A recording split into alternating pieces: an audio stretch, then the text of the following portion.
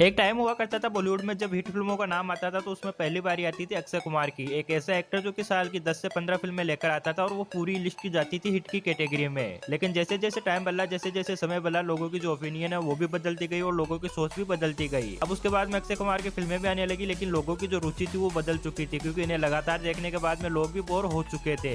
हर नए साल की शुरुआत होती है और अक्षय कुमार का एक बड़ा रीमेक देखने को मिलता था और एक बड़ी मूवी देखने को मिलती थी, और उसके साथ भी वैसा ही हो रहा था जो कि पिछले 3 सालों से होता आ रहा था। लेकिन अब की बार समय और लोग दोनों बदल चुके हैं, क्योंकि अब की बार जो मूवी आ रही है वो इंडियन सिनेमा की सबसे बड़ी मूवी भी बन सकती है, जिसका नाम होने वाला है OMG 2 का सिक्वल। अब इसके लिए जो सबसे बड़ा और देखने वाला जो पॉइंट माना जा रहा था वो माना जा रहा था इसके टीजर को लेकर, क्या कौन सी वैल्यूज ऐड की जाएगी, क्या चीजें देखने को मिलेगी, तो वो सारी चीजें हमारे सामने रिवील कर दी गई है। इंडियन सिनेमा के सबसे बड़े और बेस्ट एक्टर में अगर नाम आता है तो उसका एकमात्र नाम आता है अक्षय कुमार, जो कि अपने काम के लिए जाने जाते थे।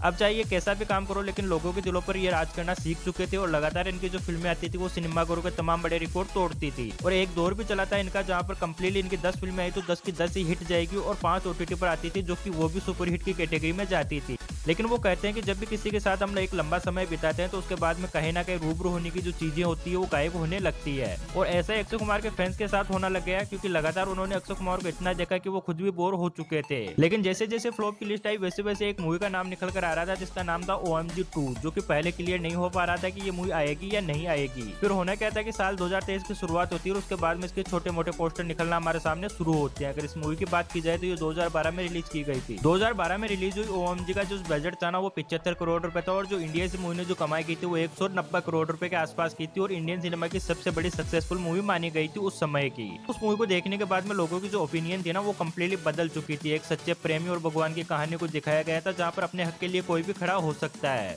अब वो मूवी काफी सुपर डुपर और ब्लॉकबस्टर रही थी। उसके बाद में अक्षय कुमार से उम्मीद भी थी कि इसका सेकंड सीक्वल कब आएगा, लेकिन एक लंबे समय का वेट करना पड़ा और आप ये कह सकते हो कि 10 से 11 साल का समय बीत चुका है। लेकिन उसके बाद में भी हमारे सामने मूवी नहीं आई, उसकी कंप्लीटली अपडेट निकल कर आई है। लेकिन जो आज चीज आई है उससे कंफर्म हो चुका है कि ये मूवी रिलीज तो होगी।